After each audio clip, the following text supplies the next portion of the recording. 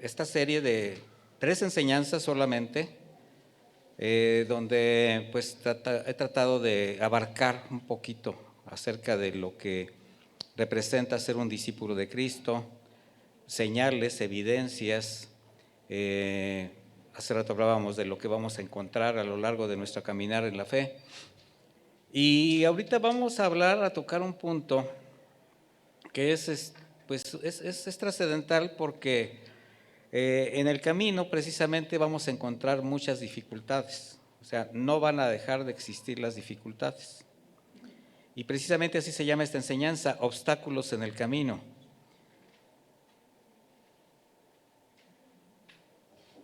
Y vamos a aprender a discernir, a identificar los obstáculos que pueden ser más graves, por decirlo de alguna manera. Es como una carrera, vamos a ejemplificarlo así.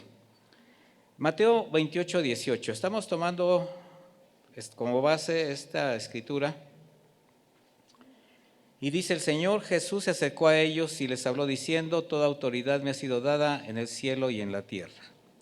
Bueno, cuando nuestro Señor afirma a sus discípulos tener toda potestad, específicamente en este contexto, no se refirió solamente a la que por su divinidad ya le pertenecía en sí misma, ya, sino a la que le fue concedida como el Hijo del Hombre que vino a consumar la obra de redención. Recuerde esto: Satanás venció, sedujo, hizo caer en tentación al hombre. Y Jesucristo tuvo que ser encarnado para, como hombre, vencer, redimir y reconciliar. Si lo hubiese hecho como Dios, pues no hubiera sido ni justo siquiera para Satanás. Hubiera habido algo de decirle: no, pues tú como Dios pues puedes hacer lo que quieras. Pero él como hombre, participando de toda la naturaleza humana, pudo vencer, pudo redimir, pudo terminar y completar la obra perfecta de redención. Por eso en aquel desierto, Satanás lo primero que hacía antes de darle la tentación era: si eres el Hijo de Dios, o sea, lo estaba tratando de sacar del propósito por el cual él vino. Bueno, entonces aquí al Señor le ha sido concedida toda autoridad en los cielos y en la tierra a causa de su obediencia, a causa de haber consumado la obra perfecta de la redención del hombre. Y con una vida obediente, consagrada, con su sacrificio, cumplió el propósito del Padre. Y con su testimonio mostró el verdadero sentido de la vida cristiana, el camino de la fe. Con esa autoridad, dar la encomienda a quienes durante 3 años tomó por discípulos para enseñarlos, prepararlos, darles todo su consejo y a su tiempo enviarlos a cumplirla. Ir y hacer discípulos de todas las naciones es la encomienda. Ahora, ir y hacer son 2 verbos expresados en forma imperativa, gramaticalmente hablando. ¿Sí se da cuenta de eso? Bueno, si no se dio cuenta, ya le dije. Ir habla de caminar, de moverse, de salir de la comodidad, salir de la rutina, de mirar adelante. Ir habla de esforzarse. Hacer significa acción, trabajo, entrega, sacrificio, esfuerzo, inversión. En este caso, de tiempo, de recursos, para la formación de más discípulos. Ahora imagine un poquito a los discípulos escuchando a Jesús, ya resucitado, cómo él, antes de partir a su gloria, pone no solamente ante ellos, sino sobre ellos, algo que bien podrían haber sentido como una carga. Ya habían experimentado, ya habían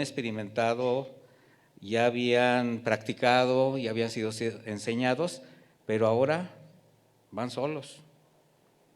Sin embargo, no fue así. De hecho, jamás ha sido una carga para quienes se han identificado como verdaderos discípulos de Cristo. El día de ayer les hablábamos que cuando el ministerio se te hace una carga, más vale mejor que te hagas de lado. Te hagas de lado. Hemos dicho, no se trata de servir por servir, de cumplir por cumplir, porque el Señor no nos está forzando absolutamente a nada. Lo repito, el Señor no nos forza ni siquiera a que le amemos, no. Pero eso sí, Él expresa todo lo que Él demanda y nos da los elementos suficientes para poder hacer lo que tenemos que hacer.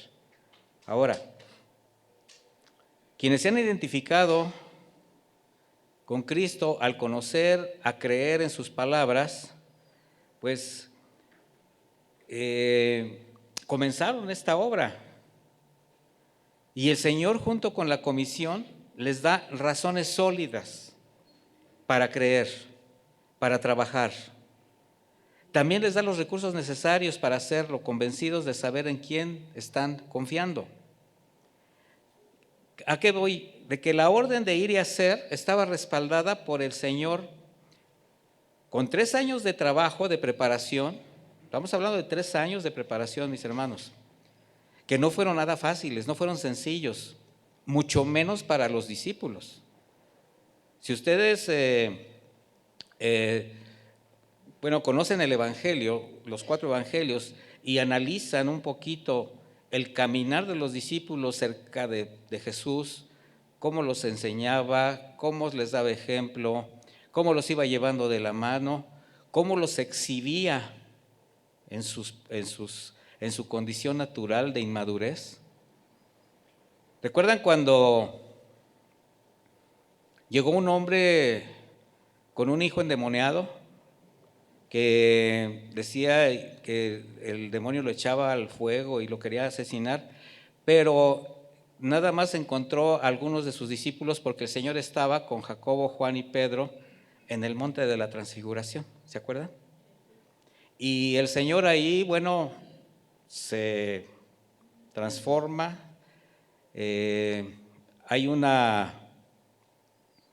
Hay un momento en que los discípulos, estos 3 son testigos de cómo baja Moisés, Elías, platicando con el Señor, y hasta ellos así como, de manera muy egoísta, Señor, es bueno para nosotros, dijeron, estar aquí. Construyamos 3 enramadas, una para ti, otra para Elías y Moisés, y nosotros aquí ya la hicimos, ¿verdad? Nos quedamos sirviéndoles. Señor simplemente lo que hace es decirles, callen, esperen, estoy parafraseando la escena, y los baja de ese pedacito de cielo que estaban experimentando al valle de los demonios. Y en cuanto bajan, se encuentran con una realidad. Ya me imagino al Señor Jesús volteando y diciéndole, si ustedes se querían quedar allá arriba, ¿verdad? Así como me estás oyendo, inútil, ¿verdad? Y cuando el Señor se da cuenta que sus discípulos, los que se quedaron, no pudieron hacer nada por este joven, les dice, generación perversa. Pero no se lo dice a otros, se lo dice a sus discípulos. ¿Hasta cuándo tendré que soportarlos? O sea, el Señor tenía una manera de enseñar con mucho amor, con toda mansedumbre, era dedicado a ellos, tenía una buena relación con sus discípulos, pero también era un maestro que les estaba marcando sus errores. De manera que ya cuando los envía, pues hay 3 años de preparación, pero también de promesas sustentadas en Él mismo. De las promesas más importantes son, antes de partir a su gloria, toda autoridad me es dada en el cielo y en la tierra, y he aquí yo estoy con ustedes todos los días hasta el fin del mundo. O sea, yo tengo la autoridad para enviarlos y estaré con ustedes siempre. ¿Suficiente? ¿Sí o no? Claro. Aquí lo importante es que los apóstoles, ahora apóstoles, sabían que podían cumplir la comisión descansando en Cristo, tal como ahora nosotros podemos descansar bajo su gracia y hacer la parte que nos corresponde. Aquellos primeros discípulos creyeron, obedecieron, y la prueba más contundente, mis hermanos, es que la palabra inspirada por el Espíritu Santo la tenemos aquí. De ahí partió. Y nosotros estamos aquí, como cuerpo de Cristo. Y como iglesia podemos seguir cumpliendo la misión. ¿Se da cuenta? A 2000 años o más de 2000 años de este evento glorioso, lo que dejó sembrado el Señor, aquí está.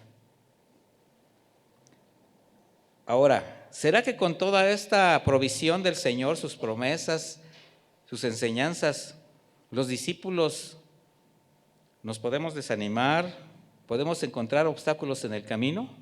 ¿Sí o no? ¿Sí? ¿Cuántos se han desanimado? Vamos a levantar la mano los que nos hemos llegado a desanimar.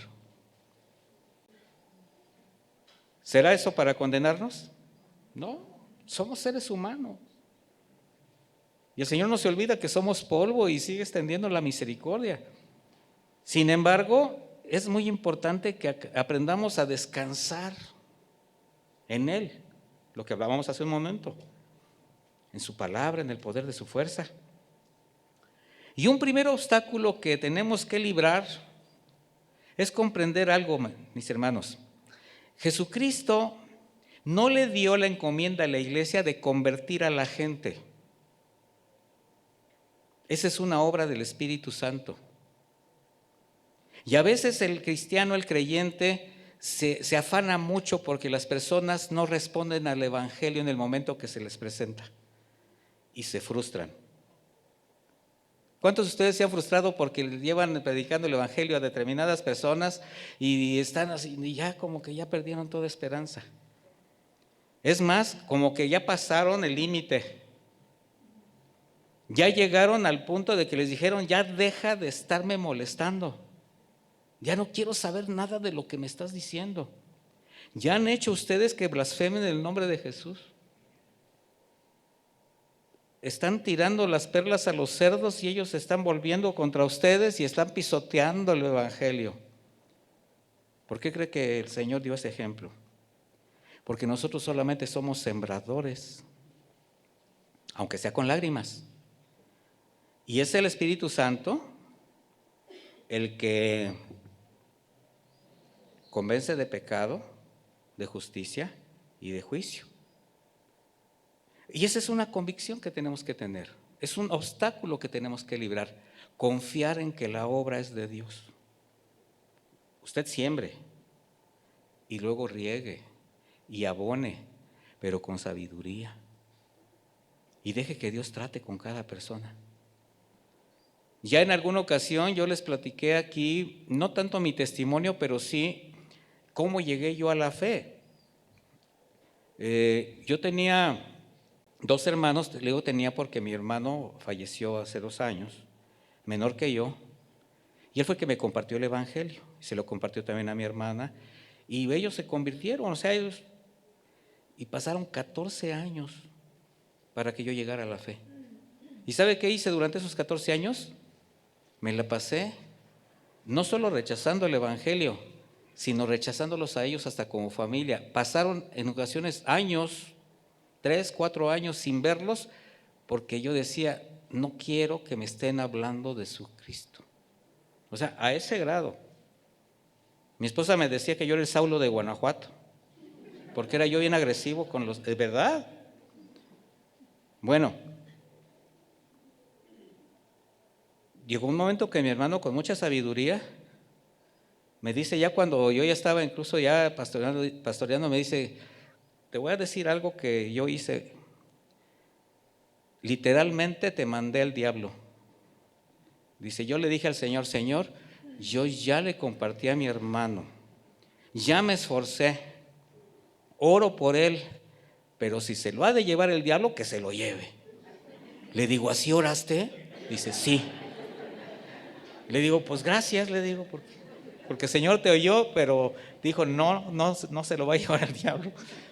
O sea, él entendió que llegó un momento en que tenía que quedarse callado y dejar que el Señor hiciera su parte. O sea, uno siembra, otro riega y alguien va a cosechar. Entonces, quítese del afán, brinque ese obstáculo. Ahora, la comisión sí es predicar el evangelio, formar, enseñar y edificar discípulos para la obra del ministerio. Pero tenemos que estar convencidos que la obra de redención fue consumada por Jesucristo en la cruz y que de Él es la obra. Jamás olvidar que la salvación es un acto soberano de Dios concedido por gracia a quien reconoce su pecado, se arrepiente y al recibir el perdón es reconciliado con el Padre. Ese es el proceso. Nosotros solamente somos instrumentos de siembra, somos agricultores, ¿verdad? ¿Cómo hacer nuestro trabajo? Tenemos la provisión espiritual, moral, física y material que debemos traducir en santidad, en obediencia, en testimonio, aprender a invertir nuestro tiempo, nuestro esfuerzo, nuestros recursos para cumplirla. Esa sí es nuestra parte. Pero la pregunta es, ¿será fácil formar discípulos? No. Es un trabajo muy arduo, pero que se tiene que tomar con la misma seriedad, con la misma pasión y entrega que tuvo el Señor Jesucristo para formar a sus discípulos. Y nada más, vean los testimonios, como el que ahorita toqué, simplemente como un ejemplo, pero los discípulos era una tras otra, de sorprenderse, de asombrarse, de temer, de llorar, en la barca, ¿se acuerda? 2 veces en la barca, de haberlo a veces hasta como un fantasma, de perder toda esperanza, nos vamos a morir, Señor, despierta. Pero el Señor siguió haciendo la obra hasta que ellos pudieron llegar a ser ¿qué? Enviados. A él le tomó 3 años formar a sus discípulos. Un trato personal, constante, con testimonio de vida, con enseñanzas que les permitieron una intimidad con los discípulos. Y ellos aprendieron a conocerle. Ellos aprendieron, absorbieron el consejo de Dios. El Señor, como una muestra de esta relación antes de partir, les dice, nadie tiene mayor amor que este, en Juan 15:13, que uno ponga su vida por sus amigos y dice, ustedes son mis amigos y saben lo que yo les mando. Ya no los llamo más siervos porque el siervo no sabe lo que hace su Señor, pero los he llamado amigos porque les ha dado a conocer todas las cosas que oí de mi Padre. O sea, ya no hay nada más que decir. Y llega un momento en que nosotros tenemos que hacer lo mismo. Mire, el apóstol Pablo lo entendió perfectamente bien. Y durante su vida ministerial dejó un legado de verdaderos discípulos. Y tenemos a Silas, a Timoteo, a Tito, Epafrodito, o sea, muchos más colaboradores de Pablo. Antes de partir a Roma, sabiendo que ya iba a ser sacrificado, expresa a los pastores en Éfeso, en Hechos 20:25, estas palabras que son una, clave en el ministerio de hacer discípulos.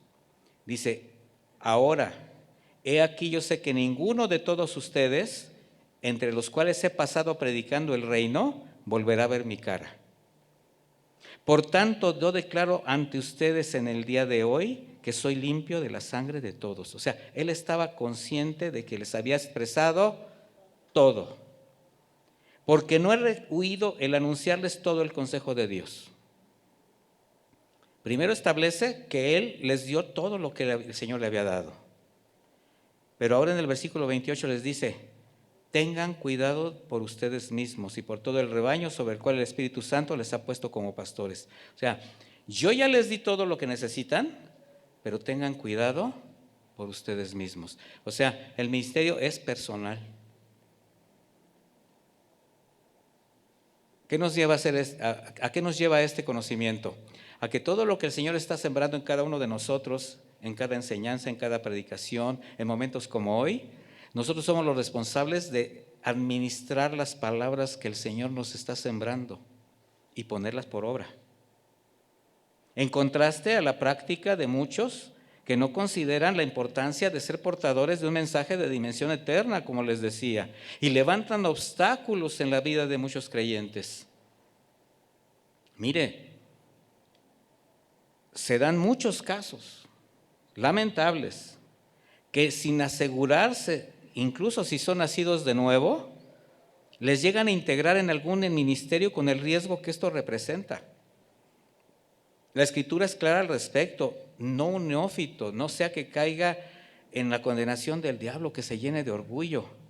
Pero quien toma en serio la misión de formar discípulos que amen al Señor con toda su alma, con todas sus fuerzas y con todo su corazón, les va a interesar primero su condición espiritual. A mí nunca me va a interesar que ustedes estén sirviendo activamente dentro de la iglesia. Me va a interesar si su nombre está escrito en el libro de la vida. Ese es mi deber. Lo demás es añadidura. Y va a ser algo que Dios va a poner en cada uno. Pero esa es la labor de los pastores. Comprometernos con las almas. Hace rato decía yo, un discípulo se compromete, tiene pasión por las almas. Ahora imagínese un formador de discípulos. Así fue como hizo el Señor Jesucristo con sus discípulos antes de enviarlos a predicar su palabra, a ser ellos mismos discípulos, dice, de todas las naciones. ¿Cómo tenían que predicar el Evangelio? Con veracidad, con transparencia, con todo el consejo de Dios, sin aderezos, sin manipulaciones, sin engaño. Y ese es nuestro deber.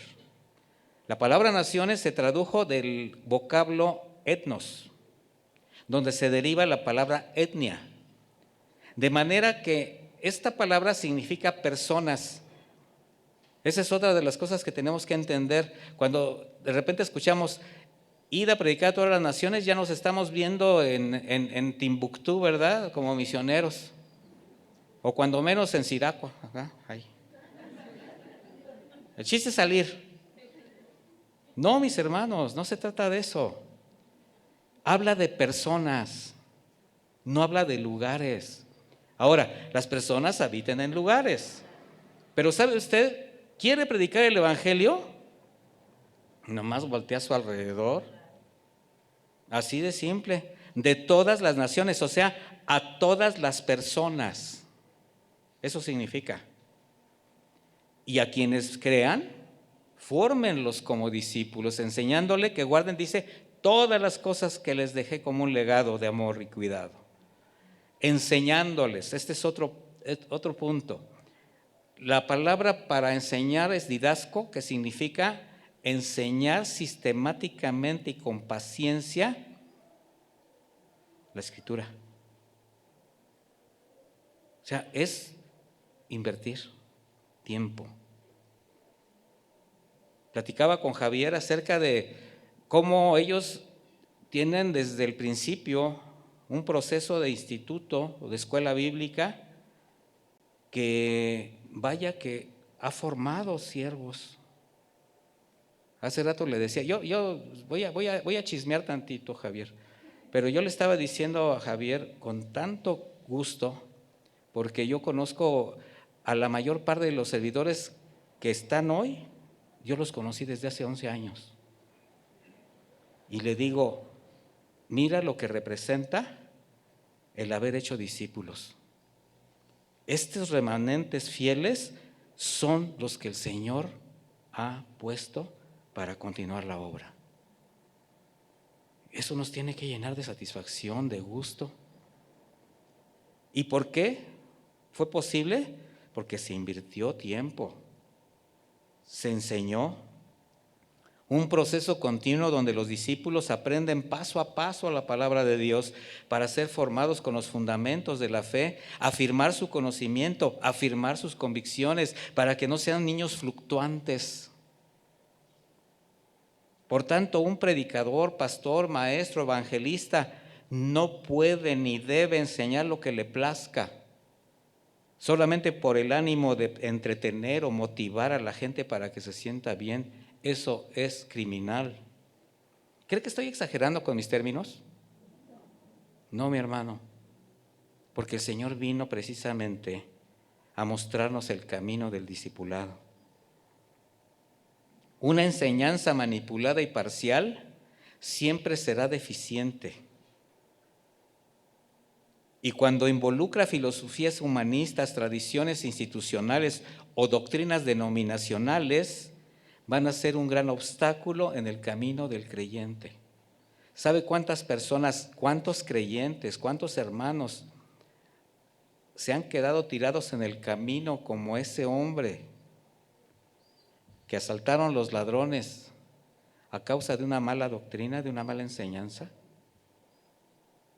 Bueno, ya aprendimos que somos samaritanos en el camino, ¿verdad?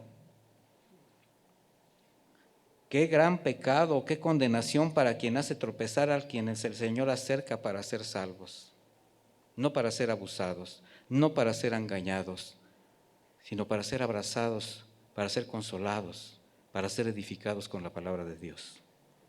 Jesús mandó a sus apóstoles a enseñar estrictamente lo que aprendieron de Él, que guarden lo que yo les he enseñado. Y dejó a su Espíritu Santo para recordarnos sus palabras. Así fue como se establecieron las palabras de Cristo bajo un nuevo pacto. Y Pablo lo entendió bien. Y exhibió la condición de quienes enseñan otras doctrinas con la única intención de beneficiarse. Dice 1 de Timoteo 6:3. Acompáñame ahí, por favor.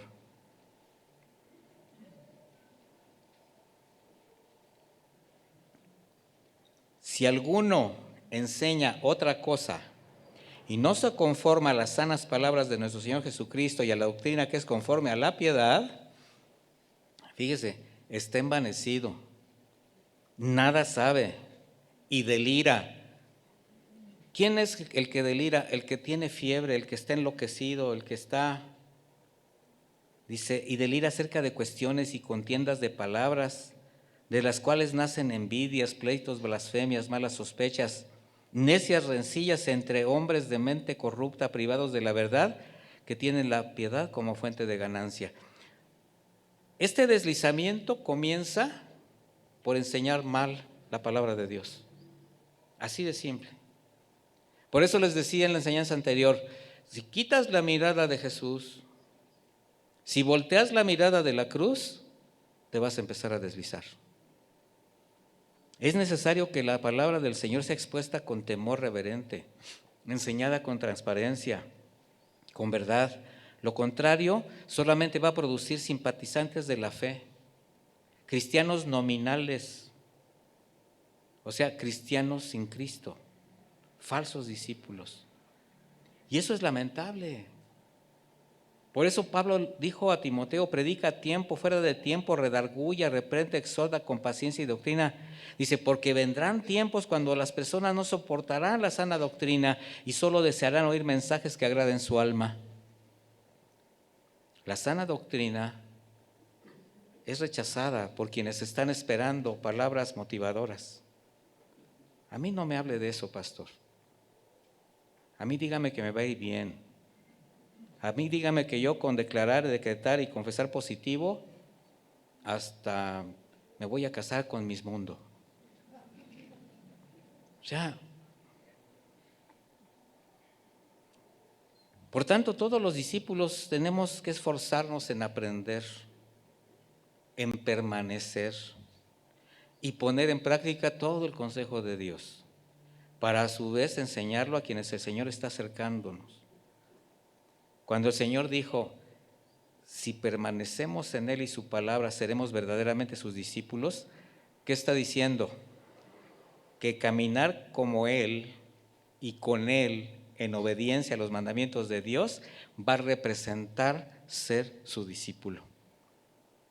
De ahí la importancia de enseñar y que las personas que están llegando continuamente, que el Señor está acercando, pues conozcan la voluntad de Dios, conozcan el propósito por el cual el Señor les está acercando, para que nada obstaculice su camino de la fe.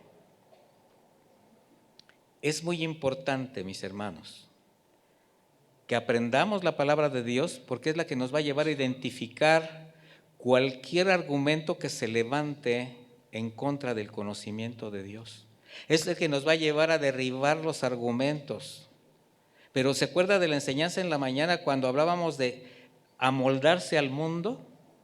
Y que empiezas a escuchar argumentos que se escuchan bien, que parece que no son inofensivos, pero que de alguna manera te están llevando a una inercia donde ya va a llegar el momento en que te vas a olvidar de Jesucristo.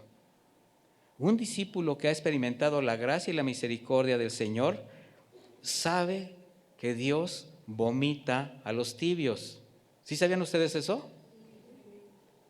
Como los hermanos de la iglesia de Filadelfia, porque finalmente eran cristianos, pero habían llevado sus prácticas, su corazón los había traicionado de tal manera que habían puesto toda su mirada en las cosas visibles, las tangibles, las riquezas, el orgullo, la soberbia. Mire, ellos estaban tan orgullosos de la producción, o sea, de las ganancias que les producía una producción de telas preciosas con una lana de ovejas que solamente habitaban en esa región, era lana negra. Ellos tenían aguas termales que les causaban muchas divisas. La Odisea era una ciudad la primera ciudad que tenía un sistema bancario, lo voy a decir de esa manera. Producían muchas divisas porque era un centro de comercio muy grande. Tenían una universidad que les enorgullecía. En esa universidad de medicina, en esa escuela de medicina, habían descubierto un colirio para que se pudiera sanar la gente de ciertas enfermedades de los ojos. De ahí surge la confrontación del Señor, que le dice: compra de mí oro fino y vístete con vestiduras blancas. O sea, les estaba haciendo alusión a lo que ellos estaban orgullosos. Y compra colirio para que veas bien. De tal manera que ellos tenían a Jesús ya fuera de la iglesia. A ellos fue lo que les dijo: he aquí, estoy a la puerta y llamo. Pero ¿desde dónde estaba llamando? Desde afuera. La Odisea es la séptima iglesia a la cual se le da un mensaje. Éfeso fue la primera. Y si vemos la decadencia de la iglesia, ¿cómo comienza la decadencia de la iglesia? Perdiendo el primer amor, quitando la mirada de Jesús, y terminaron con Jesús afuera. Pero un siervo fiel sabe que ignorar o hacer de lado la palabra de Dios hace mucho daño en ocasiones irreversibles. También sabe que quien se atreve a poner obstáculos en el camino trae graves problemas con Dios. En otras palabras, sabe que el que hace tropezar a alguno de esos pequeñitos, más le hubiera convenido colgarse una piedra al cuello y tirarse al río. Así lo dijo el Señor. Así que nadie nos puede engañar, porque los discípulos de Cristo no necesitamos doctrinas ajenas a la palabra. No necesitamos filosofías alternas. La comisión no ha cambiado y el propósito es el mismo. Hasta que todos lleguemos ¿a qué? A la unidad de la fe, del conocimiento de Dios, al varón perfecto, a la medida de la estatura de la plenitud de Cristo. Por eso Pablo hace una analogía de la vida cristiana con una carrera, y le voy a poner un plus a la carrera, una carrera de obstáculos. ¿Ustedes han visto las carreras de obstáculos en las Olimpiadas? Es una carrera donde no solamente tienen que ser veloces, también tienen que ser precavidos y precisos. Y así es la carrera del discípulo. Debe tener la habilidad y la sabiduría para hacer su propia carrera, cuidadoso de no invadir otros carriles y hacer tropezar a sus compañeros. Porque es bien fácil ser tropiezo para nuestros compañeros de milicia. ¿Cuándo? Cuando nos contaminamos.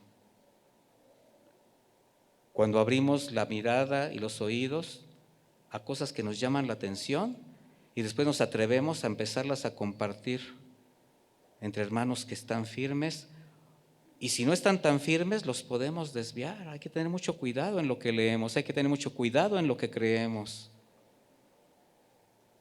Un corredor de obstáculos sabe que si salta antes o después del momento exacto puede terminar impactándose contra el obstáculo y esto le va a producir una dolorosa caída. Entonces, cuando tú vas en la carrera, tienes que aprender a saltar en el momento en que el Señor te dice, ni antes ni después. Ni puedes quedarte atrás, ni puedes intentar apresurar el paso. Los discípulos somos corredores que no solo debemos tener los ojos puestos en la meta, tenemos que poner los ojos en el camino, porque estamos aquí, mis hermanos. Sí, tú tienes una meta, pero ¿en dónde tienes que poner los ojos ahorita? En el camino. Conscientes que durante la carrera vamos a encontrar muchos obstáculos, aunque algunos no lo parezcan. Hay mucho engaño en esta parte. Entender que no solo se encuentran obstáculos en las falsas doctrinas, en las distorsiones escriturales, no solamente ahí, mis hermanos. De hecho, estos obstáculos se combaten con el conocimiento de la palabra.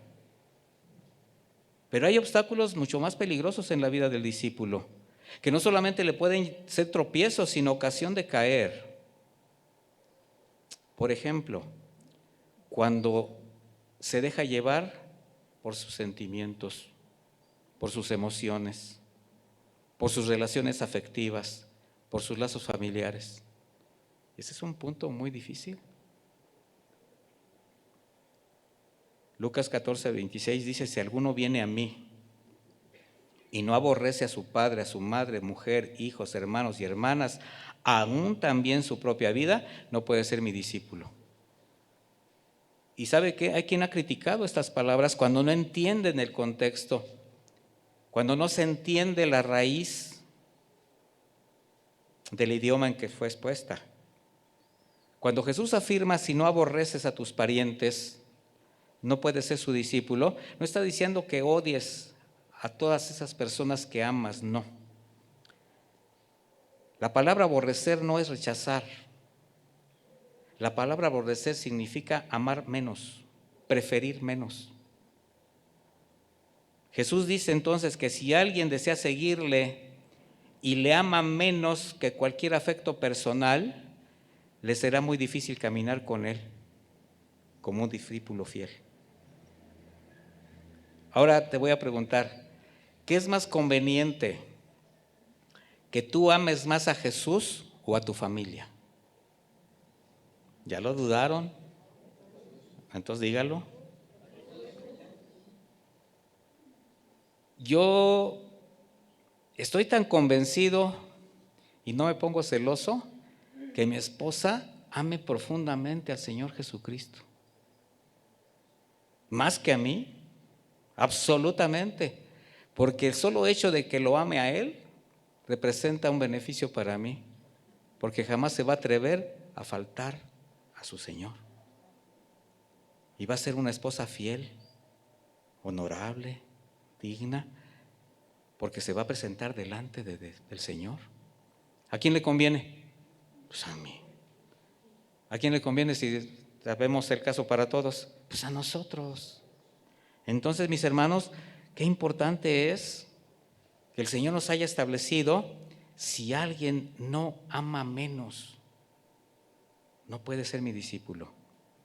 Jesús está haciendo una confrontación con la realidad que tenemos del afecto, de la fidelidad, del apego a las personas que amamos, que normalmente son las más cercanas, con el deseo de seguirle. Y cuando un discípulo no tiene claras sus prioridades afectivas, aunque su intención sea caminar con Cristo, siempre será un obstáculo que algún momento habrá de enfrentar. Siempre va a haber un momento entre decidir.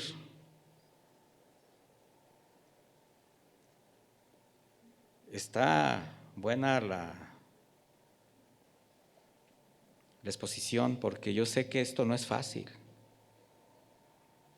Cuando no se tiene dominio propio sobre los sentimientos, sobre las emociones afectivas, estas fácilmente le harán tropezar, aún con el riesgo de desviarle o apartarle del propósito de Dios en su vida. El Señor no está diciendo que descuide a su familia, le está diciendo que lo ame más a Él, porque eso va a representar que usted bendiga más a su familia. Entendiendo que de manera natural el apego a la familia o a ciertas personas que amamos están basadas precisamente en ese amor, en ese cuidado, en ese deseo genuino de protegerlos, estar cerca de ellos, sí, pero cuando nos dejamos llevar por sentimientos, por expectativas personales, sin evaluar nuestras convicciones de fe, nuestra obediencia, pueden llevar al discípulo a decisiones que van a estorbar su crecimiento espiritual y hasta limitarán su servicio. Por eso tiene que ser con mucha sabiduría, con mucha prudencia. El Señor jamás va a pretender que usted sacrifique a su familia en el altar del servicio. Jamás. Él primero le va a dar la oportunidad, le va a proveer de todo lo necesario para que usted supla las necesidades de su casa antes de llamarle. De tal manera que cuando un discípulo está convencido que Dios tiene control sobre todas las cosas, ¿usted está convencido de eso?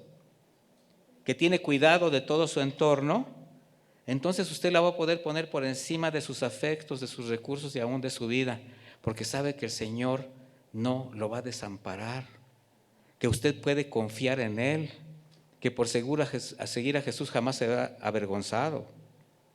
Estas convicciones dan confianza al discípulo para seguir al Señor, confiando en su fidelidad, en su cuidado, en su provisión.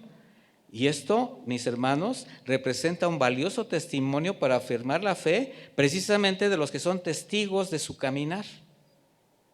Porque cuando usted camina en esas convicciones, ¿qué está haciendo para los demás? Un ejemplo.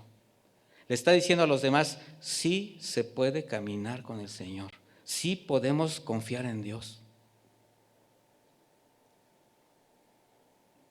Vamos a tratar otro obstáculo de mayor riesgo, grado de dificultad, además difícil de aceptar o identificar como bache, como obstáculo, como una roca en el camino que no tiene señalamientos. ¿Quién se ha dado en un bache que no tiene señalamiento?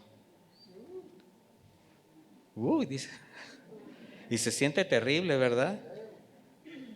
Un bache, una roca en el camino y adiós el eje, adiós la llanta, adiós todo.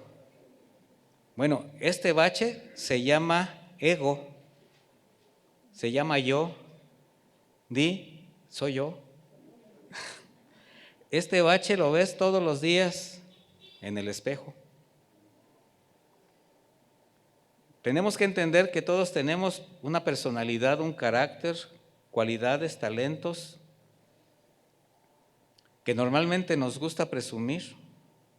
Así también tenemos estilos de vida, hábitos que deseamos conservar, planes que queremos alcanzar, ¿sí o no? Estas condiciones, cuando llegamos a la fe y sabemos que están en contra de lo que el Señor nos está mostrando, en contra de lo que ahora estamos viendo, pues empezamos a considerar dejar o cambiar, porque hay una convicción de que ya las cosas no pueden seguir así. De todo lo que tú hacías antes de conocer a Jesús, ¿cuánto entregaste de inmediato que sabías que de plano ya eso no? Pero ¿cuánto todavía conservas? Ahí está el problema. Yo estoy convencido de eso, ¿verdad? Yo llegué a la fe y de inmediato sabía que había cosas que no debían de continuar en mi vida. Pero el Señor se ha encargado de estar limpiando lo que hasta yo desconocía. Pero cuando el Señor nos muestra algo que tenemos que entregar, que tenemos que limpiar y lo conservamos, ahí comienzan los problemas. En la medida que aprendemos la palabra, una palabra que aprobamos, que hemos experimentado, que queremos afirmar en el corazón, bueno, en el momento de la prueba, ese obstáculo que debemos enfrentar nos hace detenernos o buscar atajos o dar la vuelta, porque ahí está. Parece que no está, mis hermanos. Sin embargo, si no limpiamos todo el camino, algún día lo vamos a tener que enfrentar. Derivado de mi yo, de mi ego. ¿Cuál será la razón de que un discípulo no logre pasar ese obstáculo? Puede ser inmadurez, puede ser que sus convicciones no estén muy bien arraigadas, o simplemente que sea un discípulo que no tiene ninguna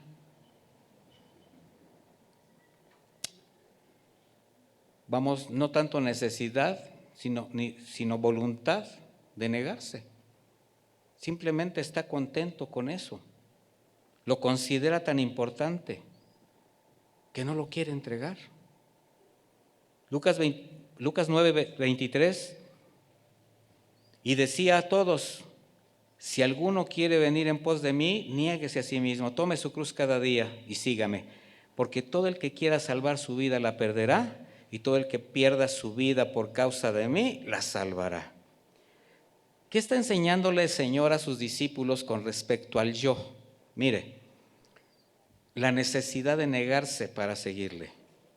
Y hace una analogía con la cruz. Algo que por costumbre o mala interpretación siempre se ha tenido o se ha expuesto en relación al aguante. Así como, es que es mi cruz, ¿verdad? O sea, dices, ay, es que mi marido es mi cruz. ¿Verdad? Mi esposa, mi suegra, mi suegro. No sé. Y no es el aguante, no. Lo que realmente el Señor está demandando a sus discípulos es negación personal. La cruz en aquel tiempo era un instrumento de tortura y de muerte. En la antigua Roma, la cruz judicialmente era castigo para los que delinquían. Pero para los judíos, no solamente era instrumento de tortura y de muerte, era un símbolo de vergüenza por haber transgredido la ley. Por eso la analogía con la cruz. Lo que el Señor está enseñando al usar esta figura es la necesidad de renunciar a todo lo que produce placer carnal y que te puede ser motivo de pecado. Y lo vas a identificar en el momento en que tú estés a punto de cometerlo. Como se los decíamos en la mañana, tenemos ya el discernimiento para distinguir entre lo bueno y lo malo. Aquí nadie puede decir, es que yo no sé qué es el mal. Como aquel que le dijo al Señor, ¿y quién es mi prójimo?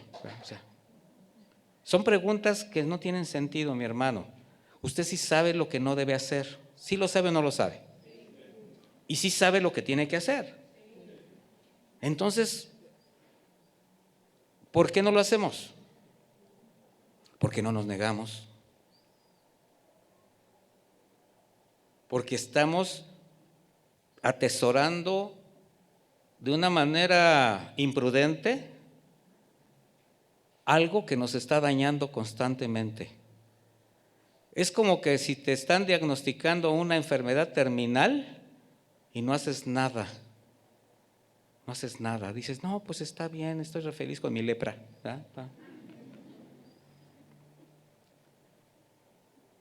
¿Qué es lo que te puede ser motivo de pecar? Todo, mi hermano, todo lo que venga de la carne. Carácter, hábitos, costumbres, argumentos, relaciones, hasta ciertos proyectos personales que te pueden llegar a distraer de tu caminar y comunión con Dios, que te pueden llevar a tomar decisiones que deshonren tu fe, bajo la comprensión que cuando el Señor te manda algo a sus discípulos, es porque siempre tiene algo mayor para su vida, aunque algunos lo lleguen a dudar. Por eso se aferran. Les pasa lo que al changuito con la manzana. ¿Sí saben qué le pasó? Sí, ¿verdad? Les voy a platicar rápido. Fue un experimento real. ¿Verdad? En un frasco pusieron cacahuates, donde nada más cabía la mano del changuito así, de manera vertical. Pues, ¿qué creen que hizo el chango? Pues metió la mano para agarrar cacahuates. Cuando agarra el puño, pues no la podía sacar, por la ambición, ¿verdad? Pero resulta que el entrenador le pone una manzana por este lado. ¿Qué cree que les gustaba más al changuito, la manzana o los cacahuates? Pues la manzana. Pero entonces el changuito veía la manzana y hacía esto, pero no sacaba la mano de los cacahuates. No soltaba los cacahuates, así como diciendo, no, pues esto es mejor. Y así estamos muchos de nosotros como changuitos con cacahuate. El Señor nos está mostrando sus bendiciones, todo aquello que realmente nos va a nutrir, y nosotros nos seguimos aferrando a cacahuates. Que levanten la mano al que le gustan los cacahuates.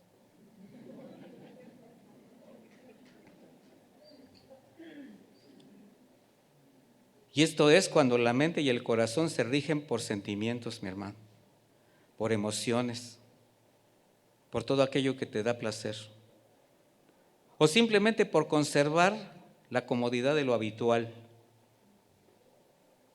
No te quieres comprometer con nada, no quieres que nadie te mueva de esa burbuja de comodidad. Y el Señor es un experto en romper burbujas de comodidad. Es un experto en romper sueños. Mira, cuando el entendimiento se nubla, vas a intentar hacer tu voluntad y lo vas a justificar de cualquier manera. Y lo más grave es que va a haber quien te compre eso. Normalmente quien te ama. Bueno, es que es así, pues ni modo, pues. No te conviertas en tropiezo para los que te aman. No abuses de la gracia, no abuses del amor. Pero cuando un corazón es sensible al llamado del Señor, aunque existan lazos que parecen irrompibles, sean materiales, físicos, familiares, planes personales, aprende a renunciar a su comodidad, a su conveniencia, y nada le evita seguir al Señor. Va a ser evidente esa fe que agrada a Dios. Esto significa reconocer su soberanía, su santidad, que de Él es todo lo que somos, que de Él es todo lo que tenemos: familia, recursos, casa, sustento, salud, el presente, lo porvenir, la vida misma está en sus manos. Que si vivimos, por Él vivimos, que si morimos, por Él morimos, que por su gracia y misericordia tenemos vida eterna en los cielos, y que si aún estamos en este mundo es para glorificarle. Eso es lo que entiende un verdadero discípulo de Cristo. Pueden decir ustedes, está hablando de mí el pastor. Sí, sí estoy hablando de usted. Sí estoy hablando de usted, porque se puede. Ahora dígame, ¿se puede o no? Se trata de que seamos confrontados, redargüidos, que nos lleve a la meditación. Estas convicciones, mi hermano, no dejan lugar al orgullo. Por eso quien de corazón humilde decide dejar todo, para crucificar ese yo, está haciendo evidente su confianza en Jesús, sabiendo que Él hará más y le guardará a Él, a su familia. Esta fue la confianza que recibieron aquellos primeros discípulos, quienes aún sin conocer a Jesús, No dudaron en seguirle, a pesar de todo su razonamientos válidos que podían haberles impedido seguir a Jesucristo. Marcos 1:17 dice, Jesús les dijo, vengan en pos de mí, los haré pescadores de hombres. Y el 18 dice, y de inmediato dejaron sus redes y lo siguieron. No dudaron. Mire, no podemos ignorar que a quienes el Señor llamó a seguirle, tenían planes, tenían familia, tenían trabajo y las preocupaciones propias de la sociedad en que vivían. La sociedad en los tiempos de Jesús estaba totalmente desbalanceada, mis hermanos. Había un imperio sojuzgando, había un sistema religioso recalcitrante, estaban muy marcadas las clases sociales. Y los judíos estaban esperando a David o a Gedeón, un Mesías para que los salvara de todo esto. Bueno, estos hombres le siguieron, aún sin conocerle. ¿Qué les habría hecho sentir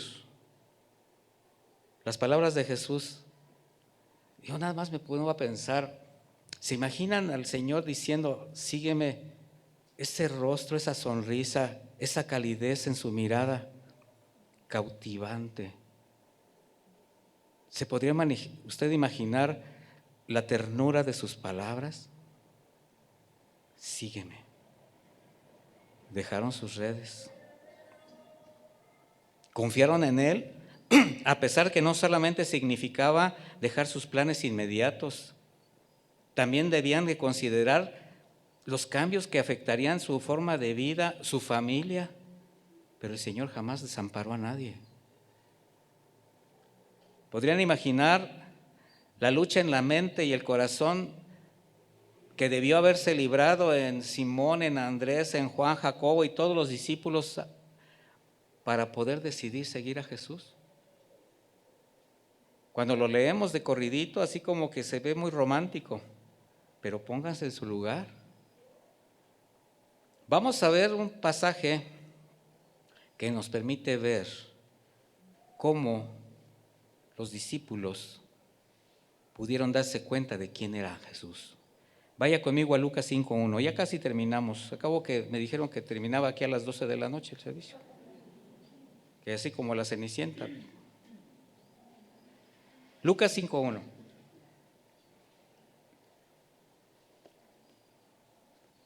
Aconteció que mientras las multitudes se agolpaban sobre él y escuchaban la palabra de Dios, Jesús estaba de pie junto al lago de Genesaret y vio dos barcas que estaban a la orilla del lago. Los pescadores habían salido de ellas y estaban lavando sus redes. Al entrar él en una de las barcas, la cual pertenecía a Simón, pidió a éste que la apartara de tierra un poco, luego se sentó y enseñaba a las multitudes desde la barca. Cuando acabó de hablarles, dijo a Simón, boga mar adentro, echen sus redes para pescar. Simón le respondió y dijo, Maestro, vean la manera como se dirige a él, con todo respeto. Toda la noche hemos trabajado duro y no hemos pescado nada, pero por tu palabra echaré la red. Cuando lo hicieron, atraparon una gran cantidad de peces y sus redes se rompían.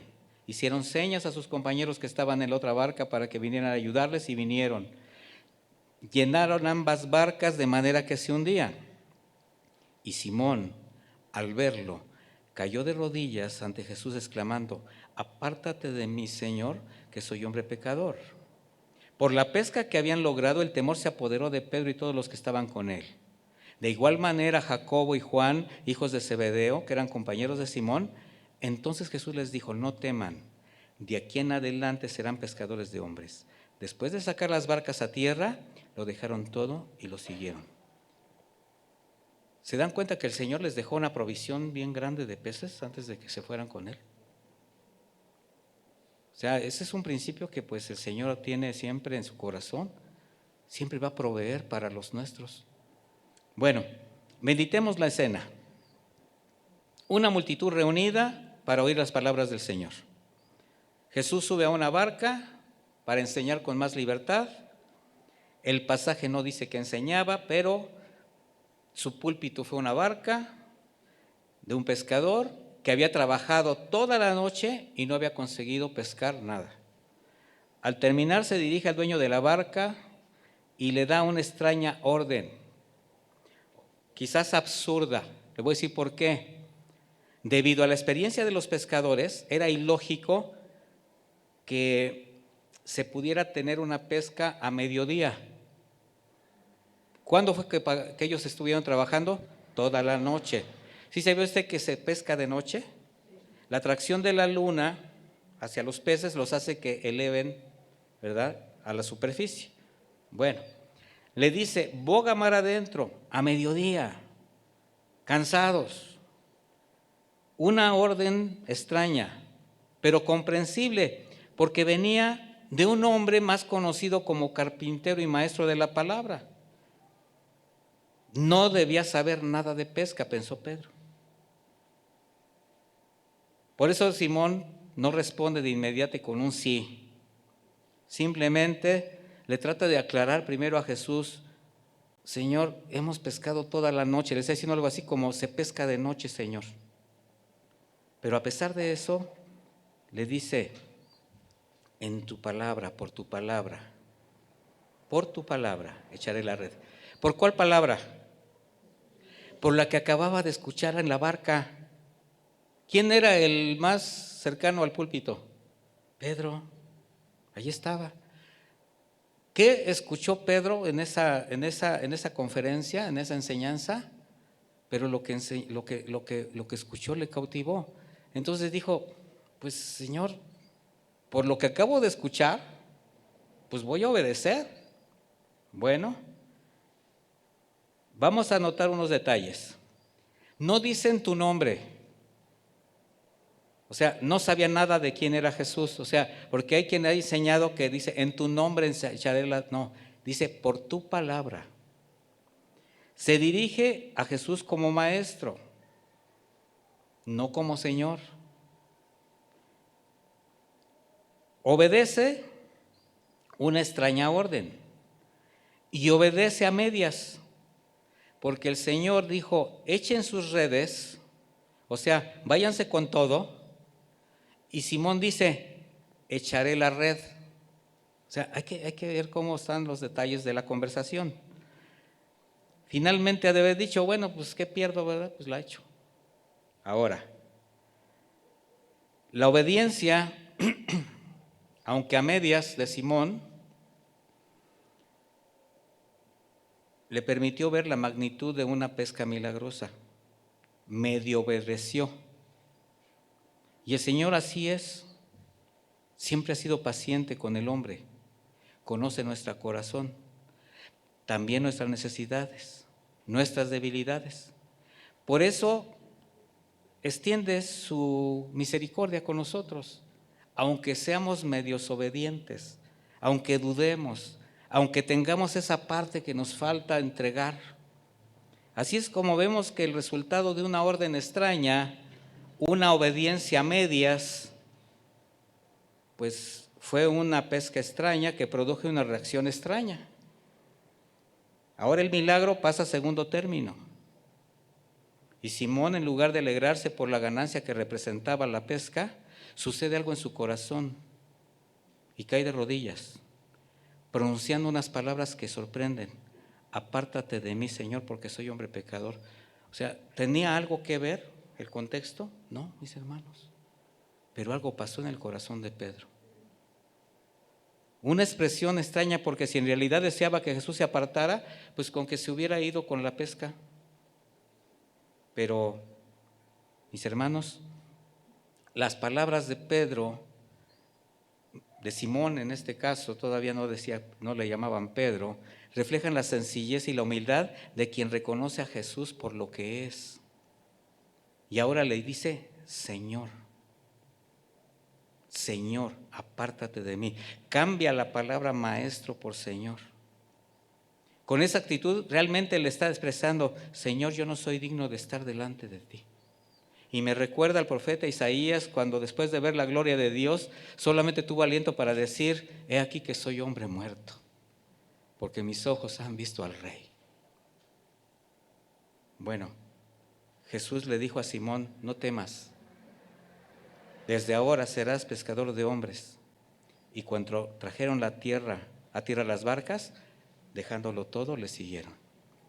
A Isaías, un querubín fue, tomó un carbón encendido y le dijo, he aquí que esto borra tu pecado. ¿Se dan cuenta en la similitud? Así es la respuesta del discípulo que abre el corazón a Jesús, mis hermanos. Y el Espíritu va limpiando toda duda en el corazón. Empieza a darse confianza, credibilidad a la palabra, por tu palabra. Pero también trata con el entorno, porque dice la Escritura que todos sintieron lo mismo y todos los que escucharon y fueron llamados estuvieron dispuestos a seguirle. De ahí la importancia que el discípulo aprenda a guardar su corazón.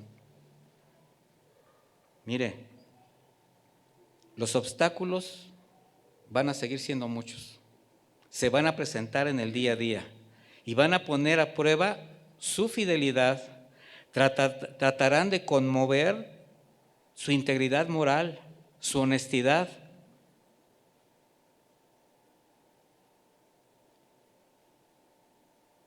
Pero se tiene que mostrar firme ante lo que usted ha conocido, por tu palabra.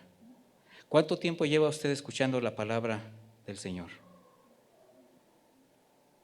No olvide jamás el consejo de Dios, mi hermano. No lo menosprecie, no lo haga menos. Por eso un verdadero discípulo permanece firme, no busca su propia honra, no se exalta, no impone ideas, es manso, humilde, se niega, porque ha dispuesto su vida a glorificar al Señor. Pablo expresó que todo lo que había ganado antes de conocer a Cristo para él ya era basura. Ahora, ¿tendrá algo de malo el superarse? No, mis hermanos, pero un verdadero discípulo sabe que estudiar, trabajar, alcanzar reputación, tener una buena posición económica, gozar de buenas relaciones, van a ser instrumentos para cumplir el propósito de su llamado. El Señor va a usarlo todo lo que a usted le da. Prepárese, joven, estudie, trabaje, sé un buen comerciante, sé un buen profesionista, honra al Señor con todo lo que te está dando, pero jamás pierdas de vista la cruz. Entonces el problema no consiste en alcanzar logros, el problema está en vanagloriarse de esos logros y afanarse. Así que, mis hermanos, cumplir con el mandato de ir a ser discípulos siempre va a redundar en bienestar y fortalecimiento al cuerpo de Cristo. Pero una iglesia que no hace discípulos se convierte en una congregación híbrida, una higuera sin fruto, sin sentido de ser. Así que jamás olvidemos que sin importar el lugar donde el Señor te haya plantado, te permita servir, ahí donde estás, el discípulo siempre será el siervo inútil, el vaso de barro, el colaborador que el Señor va a usar para su obra. Una carrera de obstáculos. Y última pregunta. A esta distancia de la carrera que has corrido, porque ustedes han corrido la carrera y están en ella, y se han caído, y se han lastimado, y el Señor los ha levantado, les ha esforzado, les ha provisto. Bueno, ¿qué obstáculos hay todavía en tu camino que aún tropiezas o te hacen dudar, pero que ya identificaste y que tienes que aprender a hacer de lado? ¿Qué obstáculos identificas en tu carrera de la fe que debes librar con precisión para evitar caer y hacer tropezar a otros? ¿Cómo te estás preparando para los obstáculos que han de venir y no sabes ni de qué tamaño, ni de qué magnitud, ni de qué manera te van a confrontar. Así que, discípulos en el camino, en una carrera, con una meta, pero con todo el respaldo del Señor. Vamos a orar, mis hermanos. Póngase de pie, por favor.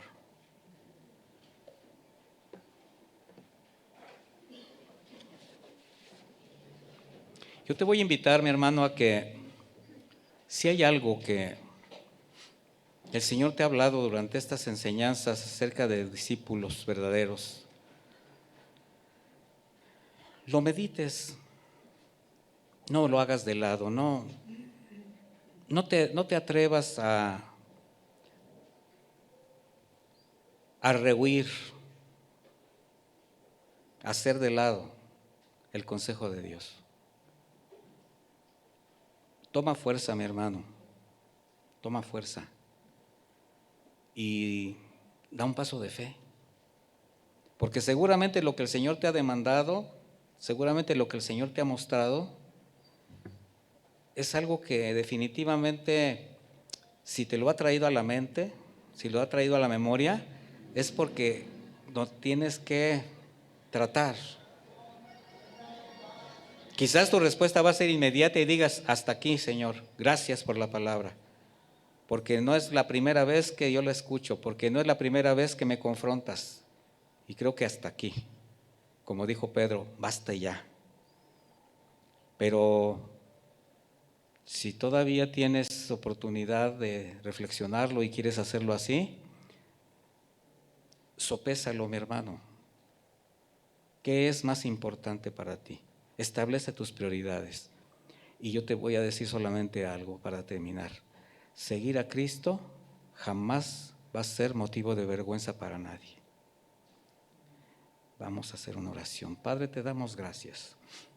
Te damos gracias porque nos has permitido terminar esta pequeña jornada de enseñanzas acerca de un tema tan importante que es el ser discípulos tuyos, Señor. Nos has mostrado muchas facetas en las cuales nosotros hemos estado inmersos, muchos obstáculos que ya hemos pasado, en los que hemos tropezado, muchas circunstancias que han puesto a prueba nuestra fe. Y lo primero que tenemos que agradecerte, Señor, es que hasta aquí nos has sostenido, que pese a nosotros mismos, aquí estamos, Señor. Tú has permanecido fiel y nos das una oportunidad más. Nos has dado la oportunidad de reflexionar nuestra posición delante del Padre, nuestra condición como iglesia, nuestra condición como cristianos, como discípulos, mostrándonos realidades que estamos viviendo, sacando a la luz y exhibiendo pecado, exhibiendo circunstancias que ya no deberían ni siquiera pasar por nuestra mente. Y lo único que resta, Señor, es ahora nuestra respuesta. Y yo te animo, mi hermano, a que en este momento, en lo íntimo, no se trata de decirte, haz un compromiso, levanta la mano. No. Esto es algo entre tú y el Señor.